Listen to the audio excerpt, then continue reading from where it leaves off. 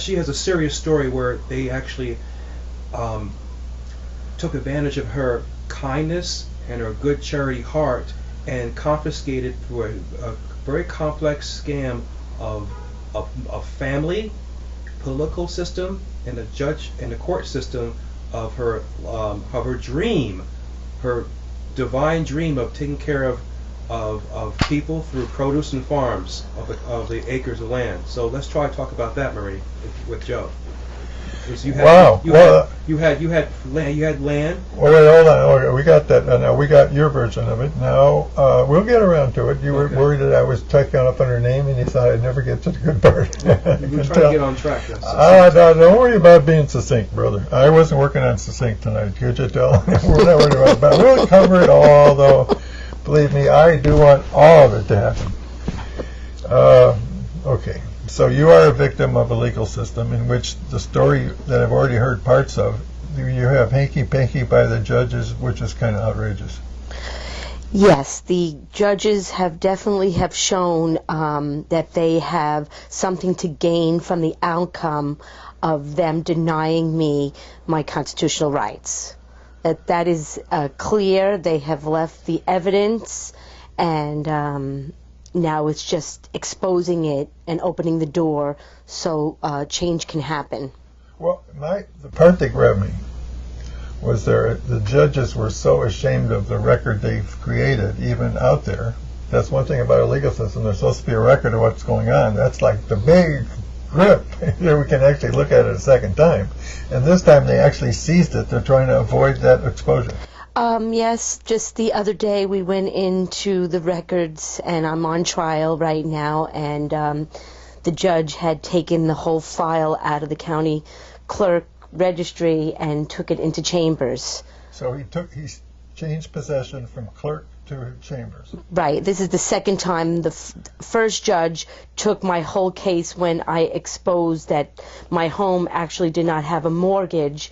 When I put the last motion in, he took the whole file and kept it in chambers for over a year. Wow, a whole year. One whole year he had the whole... Now, while he's holding it, what does that disable you from doing?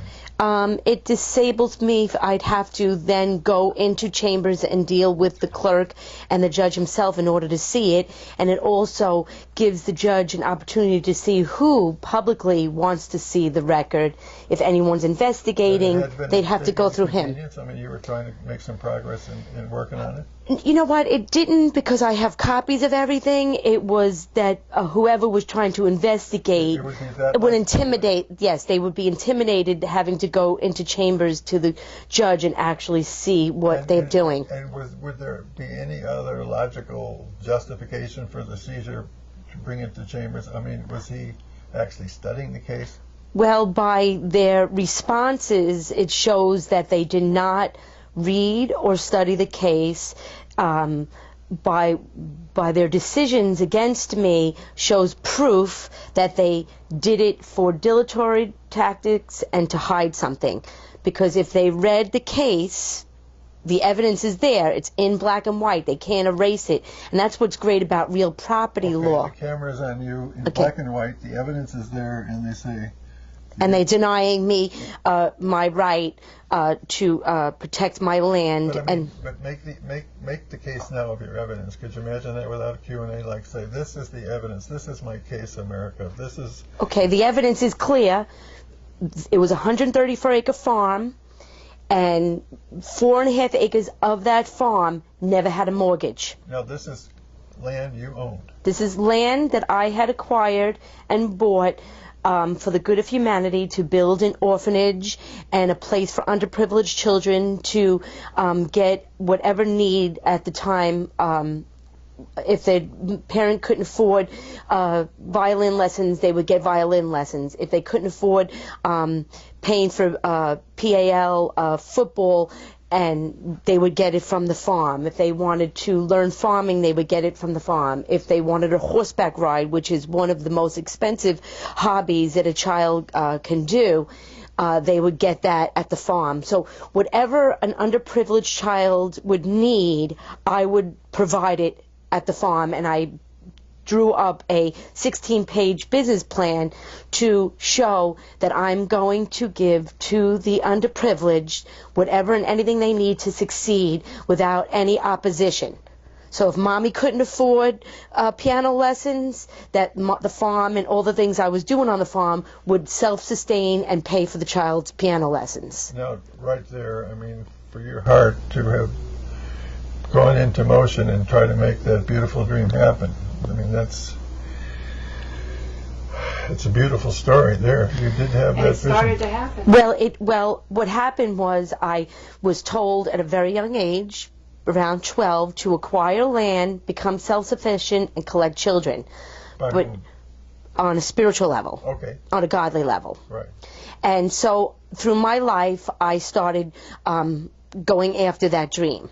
And I didn't understand what he meant by acquiring land and become self-sufficient and collect the children. I had no comprehension of it at the age of 12. I just lived my life and continued on.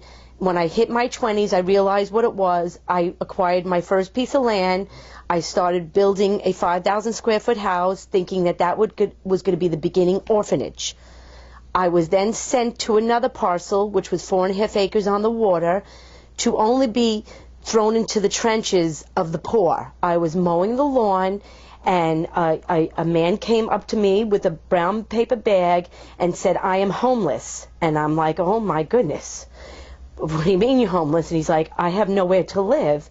And I got off the lawnmower. He got on the lawnmower.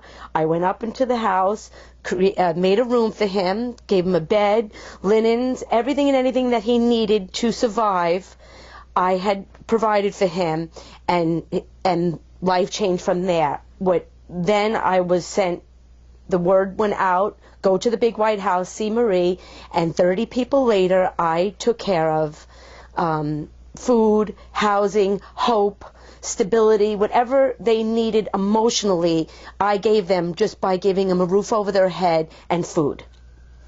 85% of the people who came to me succeeded until 9/11, when the values of property, real estate went up in Suffolk County. That's when the political realm came and to gobble me up. They wanted the land that I had used for the poor to sell out. They wanted the money. The property became, I bought it for $280,000. It became worth $3 million overnight. That was the 4.5 acres that I took care of the poor. Well, what were they going to do with the land? The county and the town were fighting over the land. They have the Big Duck over there now, the property next door, and I was the queen piece of the Big Duck. I was the peninsula and the old home and this old duck farm, and it's part of the history of this Flanders area, and the municipalities wanted this property. And they offered me money, and I did not accept their offer. You were a holdout of the money game. You had a grip on the spiritual dimension that game didn't really... Right. I didn't cash in. It wasn't... I needed the land to fulfill this mission of giving children things that they needed. And the most important why the Flanders property is part of this mission is because it's on the water. I would not have to be subjected to asking people to use the water. We wouldn't have to go to municipalities to go to their waterway. We had a peninsula. We were 1,000 feet of water. We could do boating, canoeing, kayaking, fishing. And the water is a healing mechanism in itself. So to heal children who are traumatized by putting them with a fishing pole on a boat changes the mood and the environment of what they've experienced. You mean the poor could enjoy waterfront? Yes, and they didn't like that. You know, I remember once as a child, as a Jewish family from Chicago, we went to Miami Beach as pure tourists. Our first trip, we had already in the car suffered 10 days driving along in the good old days after World War II. And there we are at Miami Beach. And it's like there's the numbers of the streets and how wealthy do you have to be to go into which hotel. That the status system was so heavy duty. Yes, and here we have now one holdout in the game who isn't doing the money thing. How many acres was involved again? The Flanders property is 4.5 acres. It's zone resort waterfront business. It's probably one of the last pieces in that area that you can do commercial venue on the water. And that was the peninsula? That's the peninsula. And that was 130? And then when I was there taking care of the poor, somebody betrayed me. I found out. And 2 hunters came to hunt ducks, and they were 2 FBI. One was a police officer, and one was an FBI agent, and they came to me, and I was crying because I was being betrayed by someone, and I said, all I want to do is build an orphanage, and they said, oh my God, you want to build an orphanage? And they said, you need a farm, and I knew that it was going to be a farm, but they're the ones that brought me to the farm. They're the ones, they said, forget the ducks, we're out of here, we'll call you in a couple of days.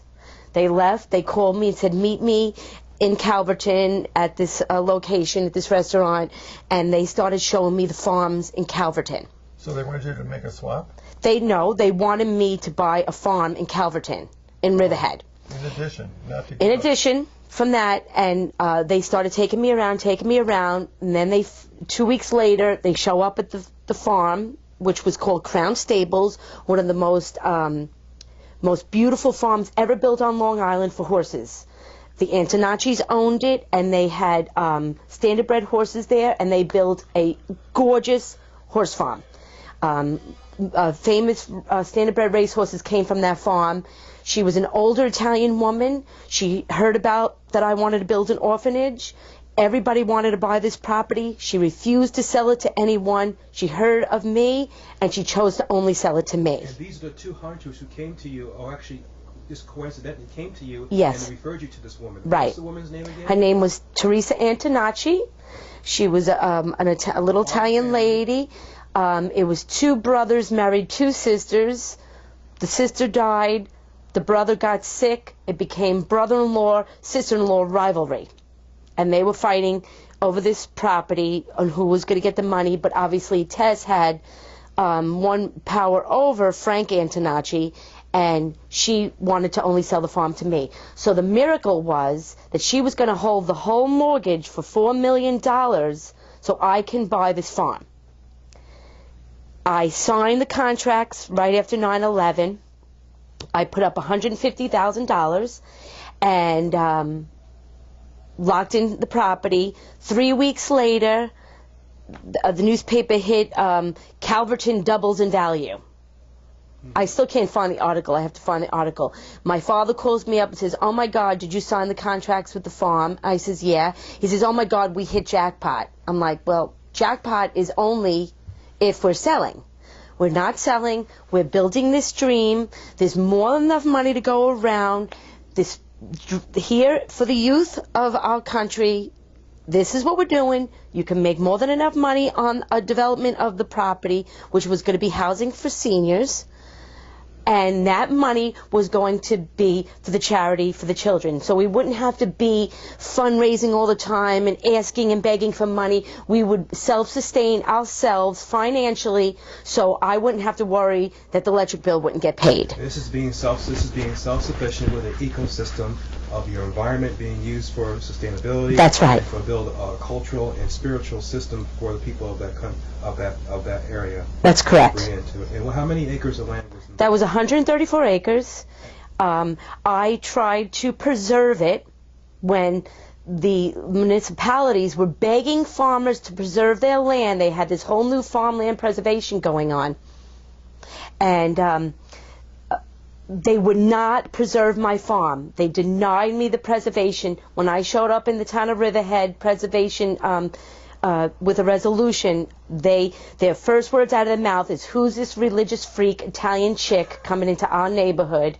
If we preserve the farm, she's going to build an orphanage. Denied. So they completely denied preserving the farm, which preserving the... You'll excuse me, my mind was wandering. It's okay. I just want to get a good grip on this part. They managed somehow to seize your property on what theory? They didn't seize my property. They got my father involved to go against me and my father was my Now, when partner. you say they got him doing it, they went to him and offered him cash? Well, I don't know what they offered him yet. No, It's coming he out had- now on trial. And what was your legal relationship with your father? We were partners behind the scenes, but my father made me sign mortgages. So But was Joe, it- when you were drifting, she was saying they didn't want an orphanage. Yeah, they didn't want the I want orphanage. to know what they means. They means the town of Riverhead, Suffolk County, all the municipalities that were in charge at the time. As time progressed, my father has confessed to a lot of relationships with the municipalities, the town of Riverhead, the town, the DA, the judges, The trustees. the trustee. I'm beginning to understand that idea of the judge not wanting those papers other than in his little chambers. It's like, wow. Well, why he took them is because This was- we're on trial now, and they did take away my jury trial because they don't want me to How they be publicly managed to being do that? on a technicality. What, in fact? They lied and said I didn't have to pay for the jury trial, and then I did not pay the $65 fee, and therefore then they said that I waived my right. But there is the law, clear law, that a defendant Now, that is never pretty waives far. their right. That is so Yeah. heavy. Wow, right there. And Yeah. how far along is it hasn't started yet? Yes, it did. They had my father on the stand, and they were questioning him for days, but through the process, my father is such a compulsive liar. He has exposed all the lies in the days that his own lawyer has questioned him. So I didn't even have to do much at that time.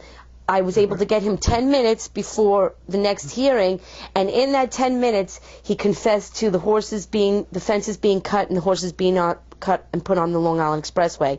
In 2010, they came on my land and cut the fences in the back of the property and literally brought 7 horses and let them loose on the Long Island Expressway. This is in the news, by the way. Yes, it is. It was in local news and also in. It's online. You could look it up. It's May of 2010. Horses escaped from a farm loose on the Long Island Expressway. You know, You can Google it's it. like They said it was your incompetence. They said that the horses were escaping from my abuse. Now, what's great about that is that if you're a horse person or you know anything about horses, 134 acres of hay fields. Now there's hay in all these fields. Secured land where the horses can run free on 30, 40 acres. No, they're herding animals and they're grazing animals. They are not leaving their environment unless there's danger, there's no food, or there's no water. They are not leaving their buddies. They are not going to walk away from the person that they love, the other horse that they love. When they used to get out on their own, like break the top rail and just jump over the rail, they would stay right close to the fence. They were not wandering on the Long Island Expressway. No horse wants to be on the Long Island Expressway. So this was a retaliatory. you won me action. over. I mean, it Yeah. does become pretty obvious. Yes. It finally admitted it, but even then, you already knew yourself. You Well, didn't- I saw the fence cut. I went back there with my lawyer, and the fence was cut. The fence was pushed back. It's did how it they play in the grabbed them. newspapers? Did the newspapers grab onto it from their angle? The newspapers grabbed onto it to a level that they made me this irresponsible person, that I'm not caring for my animals, which we had over 60 animals, by the way. And most of the animals that came to me were animals that were not cared for by their owners, or the owners couldn't care for them. And we were like this orphanage for animals. We took them all in. The fence could be shown to have been cut and then repaired. I have video of the fence actually cut. Yes, it's cut. It's a wired fence. You can see it was a sabotage. Yes, it's a wired fence. It's been there for 40 years. And it's the cow fence, that strong, heavy-duty fence. So someone had to know my plan. They had to been watching me. They had to know that in May I put my horses out in the 35-acre field because I rent to the polo team. I rented to from May to September. Polo is very big in Southampton, and they need places to go, and they come to my farm for 8 years. So they knew that in May I put my horses in that back field, and they came. They knew they needed a wire cutter because they knew that the fence was wire, And they also had to be horse savvy because they took the leader. They took the head leader of the horses, and 6 of them followed. What type of horse was it? A mare? Actually, the leader was a retired police horse that was used to the roadways. Okay. His name was Sherman. What type of horse? He was a draft. I forget. Oh God, I forget. He's a very huge, very broad, very big horse. You know, that right there, that story grabs me. Of all the angelic dimensions I've heard today, the idea of that big horse being able to live long years roaming among the grass, when typically our civilization, if you excuse the expression, would have knocked him off as a... Horse meat. They usually do. They put him down, or they... Well, actually, the mounted horses of New York, they usually adopt them out. But I had gotten 2 of them. Oh, well, they do adopt. And I adopted them. They brought them to me, and I adopted these horses. Did they proposition you first? You had a reputation? They called, yes. So here, they would have never allowed me to adopt the horses if there was any kind of foul play of anyone not taking care of the animals there. They came, they inspected, they saw how beautiful all the other animals were, they saw the environment, and they were welcome arms bringing me their 2 horses. When they cut the fence, would a horse naturally go into the expressway? No, the expressway wasn't there. It was the railroad. They had to bring them. I investigated, and there was no way physical possible for them to get on the Long Island Expressway. They must have had a bag of grain or a bucket of grain, they brought them. They had to bring the horses there. There was no, if anyone ever Did a horse investigates, no, one horse got severely hurt. It jumped over the rail, and all 4 legs were underneath the rail. They thought that he was hurt and he couldn't get up, but they were so incompetent they didn't see the rail was holding him down, and he just couldn't move. Once they slid the horse out from underneath the rail, he got right back up, and he just had a gouge on the side. He had maybe 30-something stitches. His whole side was literally flapped over to the bone. That's how intense his wound was. But they were going to shoot him right on the spot, right there on the Long Island Expressway. You had state troopers there. You had the sheriff there. It was a nightmare if anyone ever saw. But we were there within 5 minutes because I happened to be in the area, and Polo right away went on with their tractor trailer, and the horses came right to us. That's how docile and trained they were. So if they were escaping, they would be still running and running and running. They immediately came knowing that we were there for their rescue. And you did talk them out of their killing the animal? Oh, yeah, we shut it down immediately. You know, that was very tragic. The The SPCA showed up, saw the fence cut, nobody investigated. Oh, that's They good point. then came and gave me 5 tickets for horses loose. What did that cost? They dismissed it. They wound up dismissing him later, but they put the blame on me. 5 tickets. Even though they saw them cut. Even though the cop never went into the back, SPCA came, saw it, we videotaped it. We have the evidence that it was cut. My lawyer was with me. He witnessed it. Did that ever get litigated? No, it got washed under the table. At that point is when I started paying attention. That wasn't the first incident. They put them on Edwards Avenue, all 24 of them, at 7:30 at night in the dark. That was the first incident. No, that was incidents after that. What was happening is they were coming slowly, and they were sabotaging the animals to put me under duress, to upset me. And when you have horses running down a road, it's the most frightening feeling in the world when somebody just opens up the gate and lets them all out and chases them out. The horse is not just going to run out. They're going to look, and they're going to see their grass. They're going to go the other way. They're going to see their buddy inside the property. They don't want. They let one of the horses out, Rail, in the middle of the day, and because Rail was a police horse, he came down around. They let him out. He came full circle around, and he was standing at the gate to get back in. So you know that they want to come home. They didn't want to be out in the negative element that they didn't belong in. And Rail and Sherman were police horses. They were always on the road, so they were used to it. And even then, he was frantic, flipping. I mean, he was flipping out, pacing at the gate. You know, get me in, get me in, get me in, like standing still, like to come in. You know, I open the gate and he goes flying in. You know, if they wanted to wander, they would have kept going. Yes. So any incident that was happening, I was trying to blow it off that it was just a freak thing, but it wasn't. They were slowly coming and sabotaging us. I had a flash of, I don't think this is necessary, it's just an artistic moment that I imagine publicly and somehow or other you challenged all the parties, the public, the newspapers, the people who wanted to grab the land and all that, said you're going to have a display. You are going to cut all the wires, and we can all watch whether the horses actually bother going anywhere else.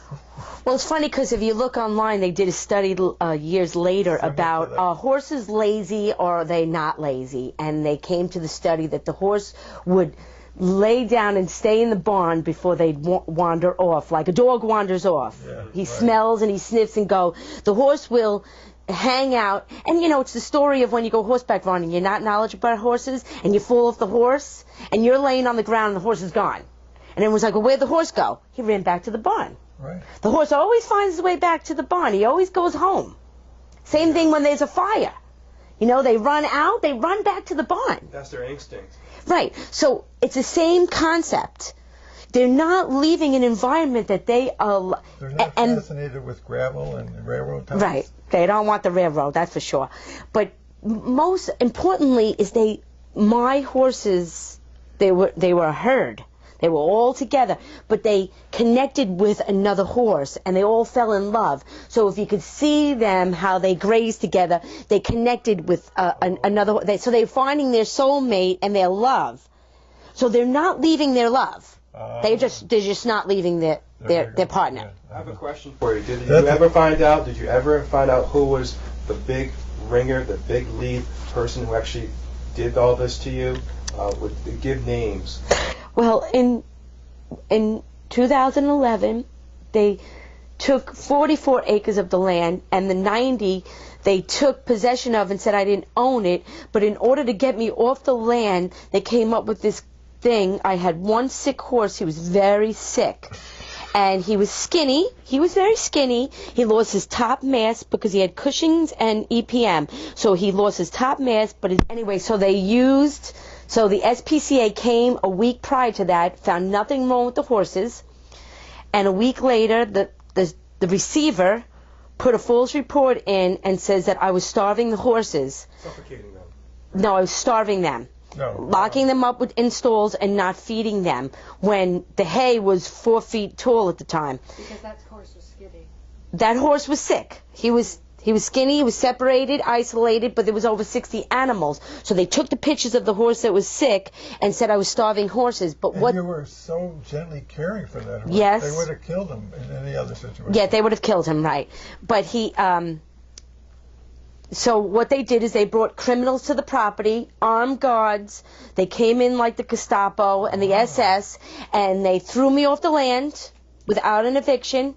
They threw me off the land that I still owned. They used the Riverhead Police Force, and I have it all on video, saying if I go through the gate, I'm going to jail for trespassing, and it was my own land. And then they came, they said, if I don't sign over all the animals to them, because I don't own the land anymore, what am I going to do? They had CPS, Child Protective Service, waiting, and they used my children against me and said if I don't sign over the animals to them, they're taking my 3 children. And this was what year was that? Wait, This what was theory? The theory April of 2011, April 29th or 28th. I'm sorry. So everybody around you, it sounds like, did you have the powers of the community plotted?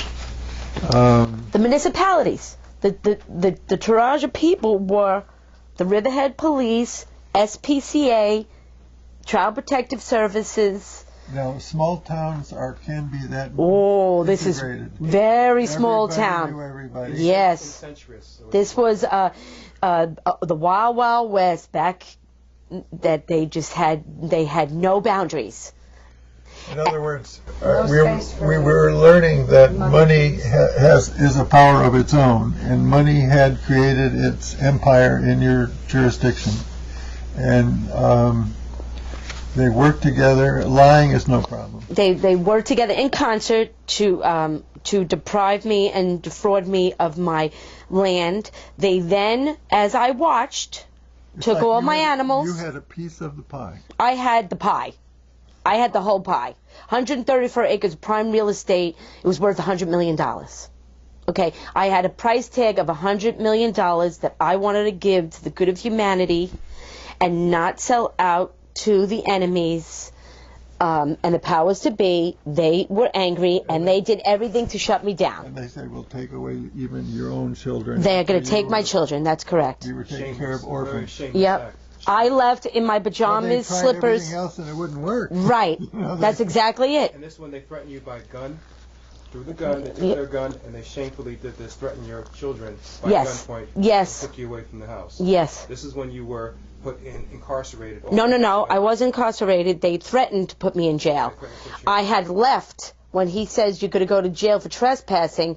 I disappeared.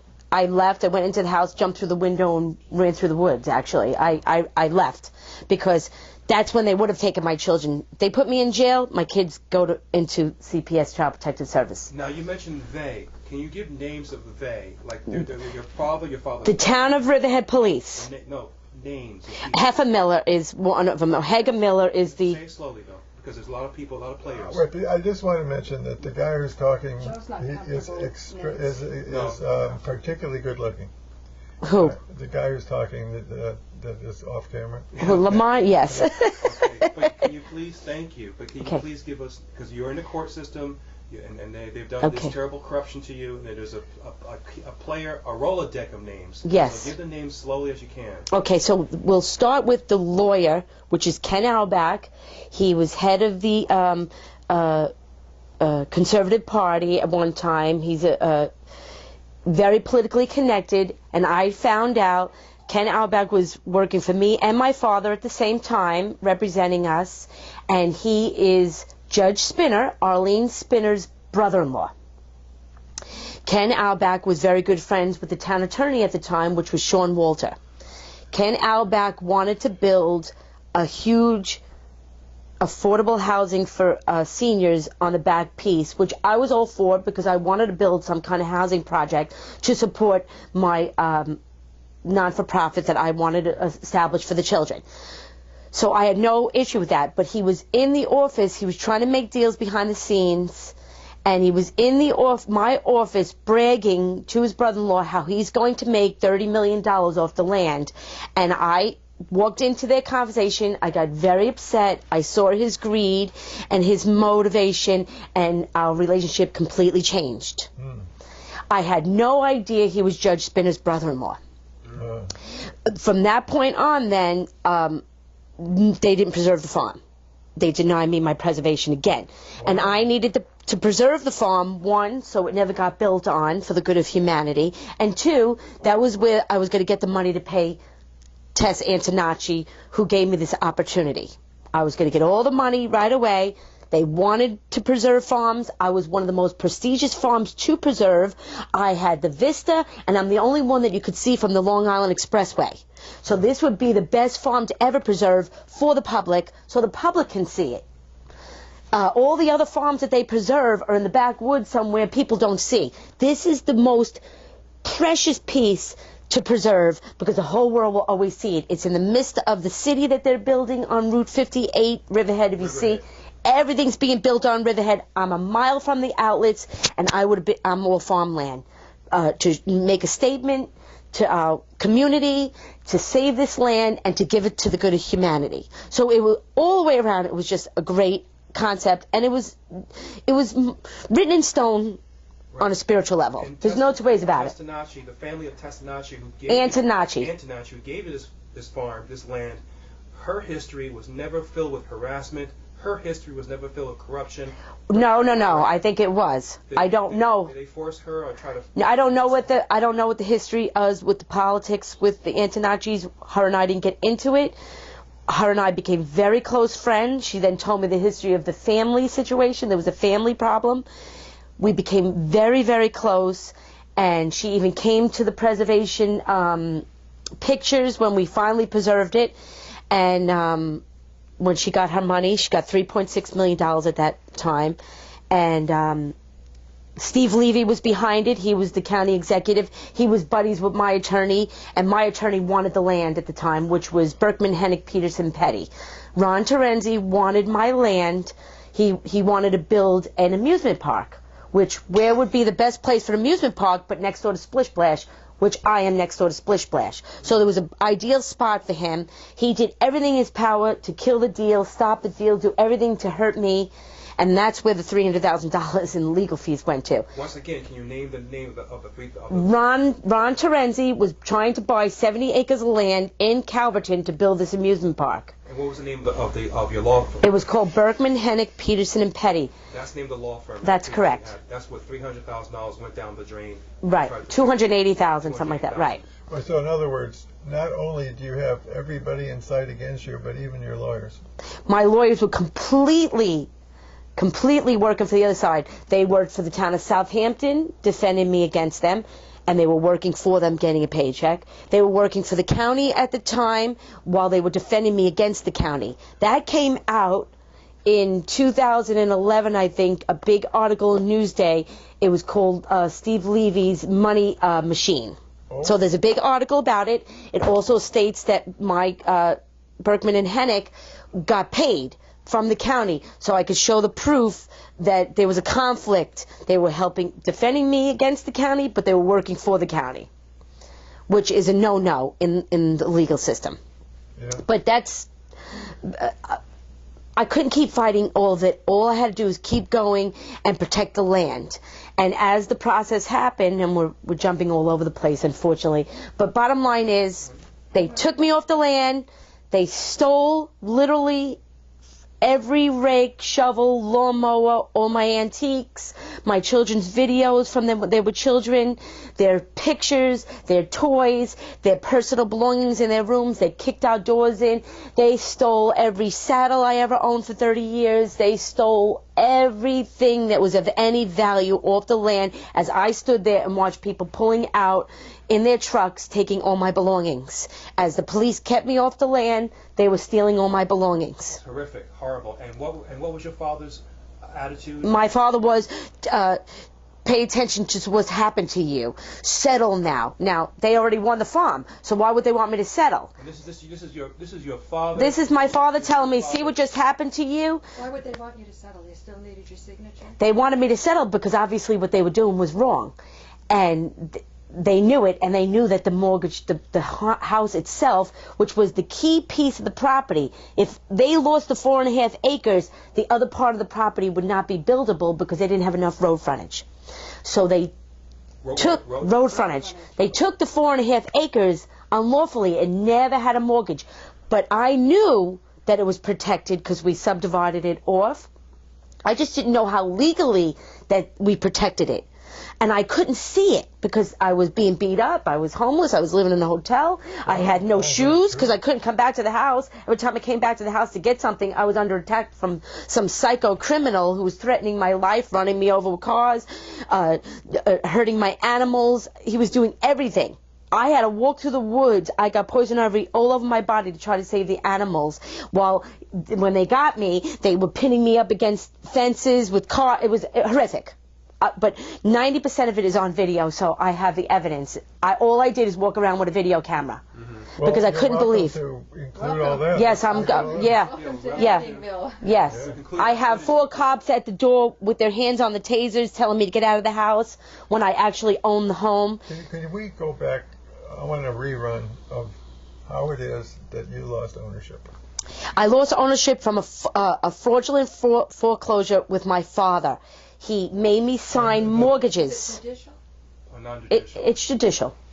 So your father was Tricked the me. agent of the bank. was a trick. He would trick me. He said, sign these mortgages here. Trust me, I'm your father. I'm protecting the farm. Sign here, sign there. How could mortgage protect? So but then we signed promissory notes that the mortgages weren't real, that they were just there for his investment. So the judges ignored the promissory note. See, I protected myself. Like, you want me to sign all these papers, how am I going to protect myself if, God forbid, you die? And that's when we signed a promissory note, a promise between him and I that he was not collecting and enforcing on the mortgages, and that he would get his money back when he builds the project. And this is part of the Pandora box of that black bag, which have those... No, that wasn't the black bag. This was different. It's different, okay. He then acted it out. He never collected or enforces on the mortgages. In 2005, when I preserved the land, he released the mortgages from the 90 acres and wrote another letter saying he's not collecting and enforcing on it. So he was collaterally stopped. He could not ever foreclose. One, he was a joint venturer. You can never foreclose on your own joint venture partner. And he wrote letters, and it's extrinsic fraud. He's telling me, don't worry, you don't have to pay, you don't have to do anything, don't do anything, we're all good together. In the meantime, 2007 comes, I get pregnant with Dominic, who's African-American father, and my father came at me full guns. Full guns, foreclosure, I'm pregnant, I'm 42 years old. Foreclosure on his partner? You can't do that, that's correct. Let me get back to that part, because I would say of all the things I learned in law school, it was amazing when I learned about the laws of partnership, that it is another world from corporate. That what is amazing about corporate is either partner has to be respected as full. All the power to say no. And that's what they were dealing with. You had such a beautiful vision, and each step of the way the vultures, the claws of our corrupt, money-grubbing rich, you are like a cartoonist's dream of the simplicity here, that your motives were so pure. And theirs were the very opposite. Well, the hardest part is my father brought me to Sharon Klaus, who's the chief inspector of the town of Riverhead. And her boyfriend was Julian Klein. I didn't know who Julian Klein was, but my father made me sit at the dinner table, and he wrote a contract to sell this property to him. And I didn't know who he was at first, but then I was told who he was. The man spent 25 years in prison for murdering his girlfriend. He cut her throat. They used Julian Klein to intimidate and scare me to sell the land to him. And I was like... And you were by yourself? I was by myself. It was with my father. I was with my father.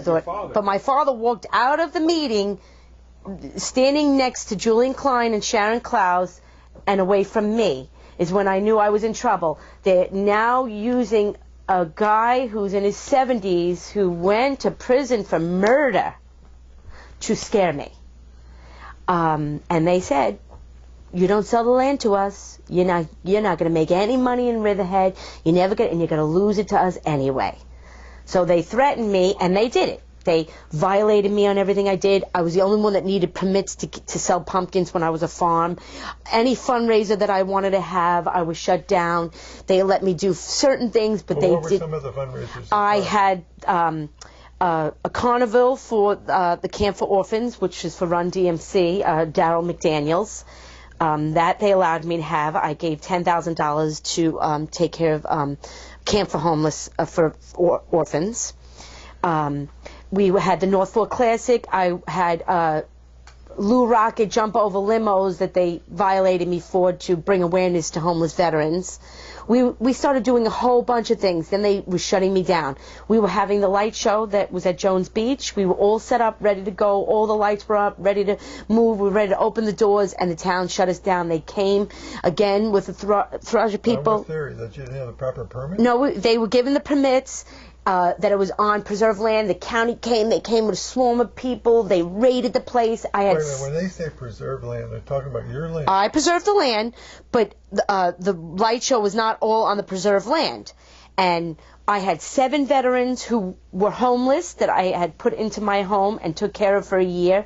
They were going to be working for this light show. They were going to get a salary I had a young kid who was trying to get back on his feet working there. When they came in and attacked us and raided us, they scared everybody to a level that they were all dysfunctional.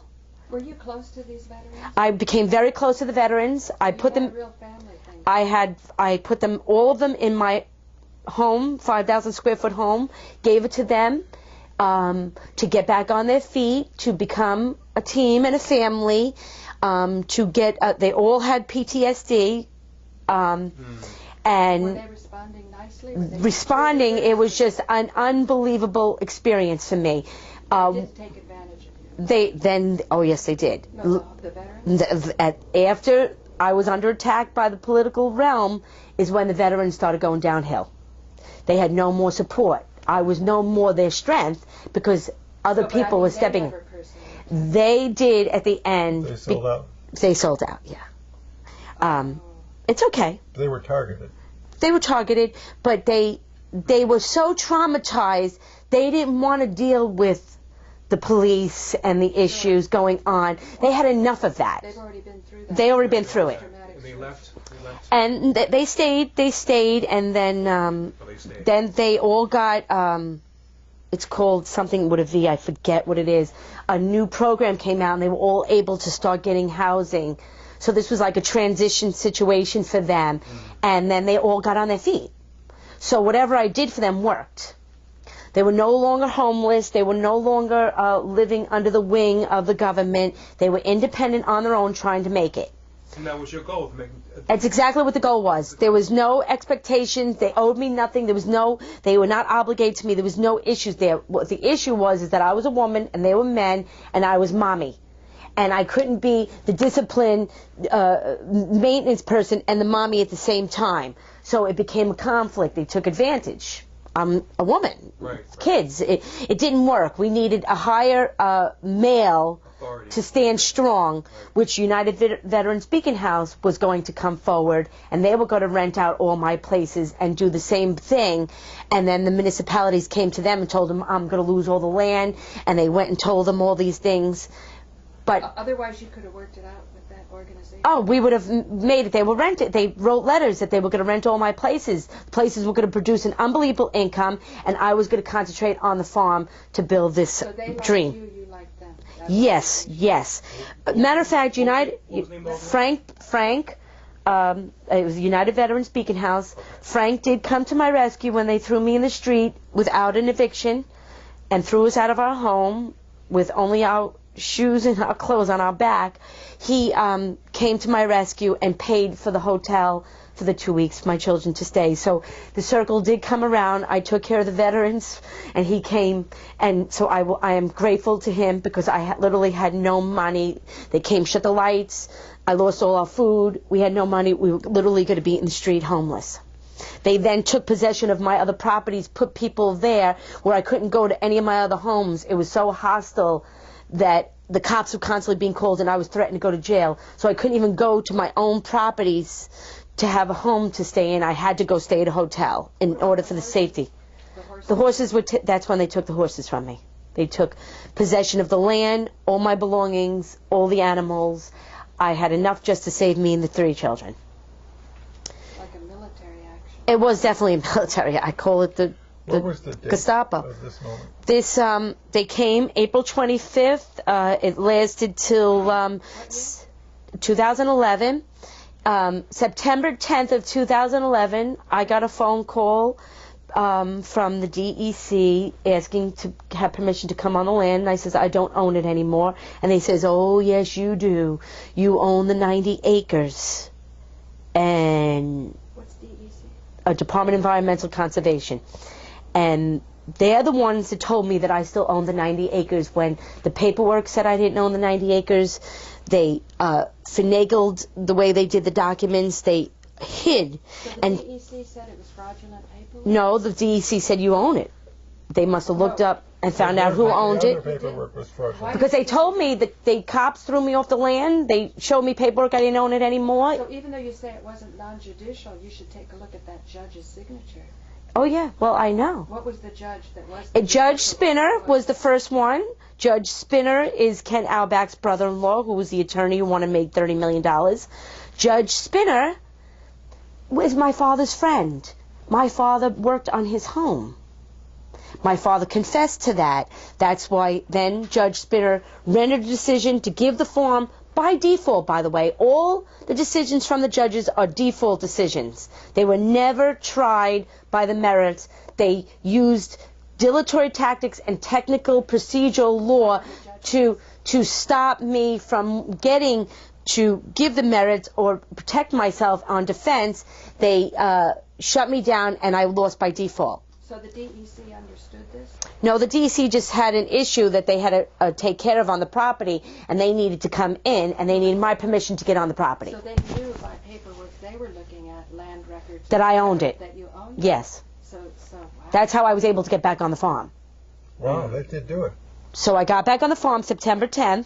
That was temporary possession? I had temporary possession. No, she always No, had it. I had it. They took it away from me. But as soon as I got there, they blocked the road. They wouldn't let us on the farm. I couldn't. Reportedly took it away. Yes, they illegally took it away. Yeah, right. Unlawfully took it. No, they legally did it by the courts unlawfully, if that makes Right. Yeah. any sense. That makes sense. Judicial oppression. Yeah. Through scandals, Right. corruption. From the So That's then- why you go after then the bond of the judges. Jen- That's why judges are bonded. Right. Judge Spinner then recuses himself. He runs away. Judge Baisley steps in and says, I don't have a meritorious defense, and therefore he granted the default and allowed them to take the farm. We'll repeat that again, because that's I don't phenomenal. have That's a meritorious defense. Right. That I didn't have one, and that I had just said not a good excuse why I didn't timely do the paperwork, and therefore it's a default. But the law is clear. A defendant does not lose by default when there are merits, that a court frowns upon default, that they really want to render a decision by the merits, not by default. So it's always overturned, especially Judge Spinner. If you look at his past history and his credibility as a judge, he always overturns defaults. He is the head judge of Suffolk County that is known throughout the nation for shutting down foreclosure actions by fraudulent things done by the bank. There's a case out there that he became famous for, exactly the same time that he took away my farm by default. He tricked me and said, you're here for a conference. I came in for a conference for February 24th. He wrote me a letter saying, you're here for a conference, February 24th, 2009. February 23rd, 2009, he rendered a decision against me before I even went in before the conference. Wow. So this is a judge who has a history of shutting down foreclosures, but attacks you with a criminal intent. So it seems like Because they he's shut down buddies the with your people- father. So But they all shut because of my down- father. So they shut down whoever's not in their club, and they let go forward probably whoever. Well, he did a very strong case protecting this homeowner from the bank. He dismissed the whole mortgage. That's how powerful his story became, and then awarded them $150,000 for all the horrible, unconscionable things that the bank did to this homeowner, when in my case, You it didn't doesn't even have a compare. I didn't have a mortgage on the 4.5 acres. He violated his oath of office. Oh my God. He violated his bond. Then he bails out and recuses himself. Yeah, he's Judge violated- yeah, Judge Baisley takes over, Baisley, and restrains me, takes away my redemption before the foreclosure sale to sell, transfer, or do anything. I'm now legally not allowed to sell my property or get any money to save the farm before the foreclosure sale. Do you know what foreclosure means? It means abandonment. It means nobody's there. That's the only reason a judge can go in there with the signature to say there's no one here, or for some reason you have forfeited your rights of ownership, in which case you have to have a signature on a document that says you forfeited your right of ownership. So foreclosure, people don't even understand the name Well, of the word. that's one of those. What do we call it? Only a small world is in that acknowledgement. Yeah.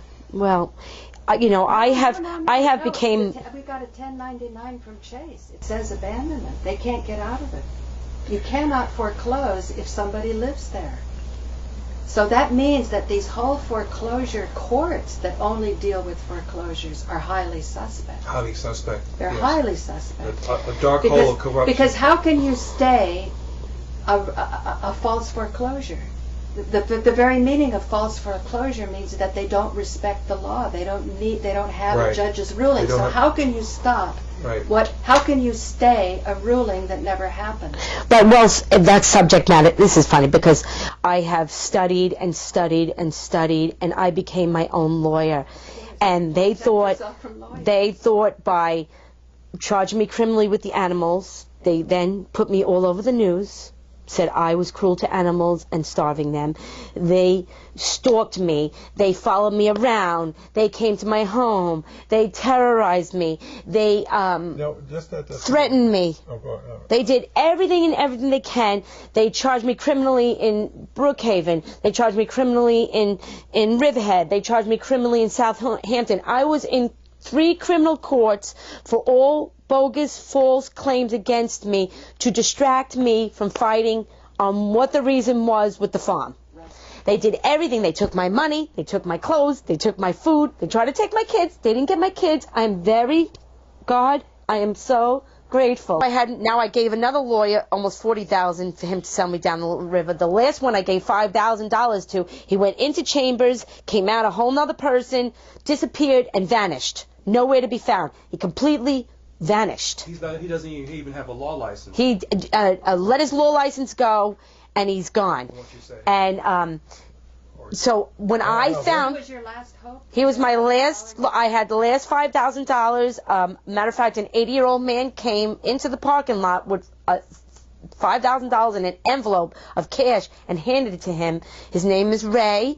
Ray is the horse that was sick, that they said I was starving. He stood by me 100%, showed up because I adopted his horse before I ever met him. He was sick with cancer in the hospital. He couldn't care for his horse anymore. I went to go see another little pony, and they asked me to take his horse, Daz. And I adopted Daz that day. I never met Ray. 3 years later, Ray shows up at my house knocking at my door saying, I know you, but you don't know me. You came and you saved my horse. So he gave what? So he was just my love. He was just this wonderful man that would show up all the time, hide money, knew that I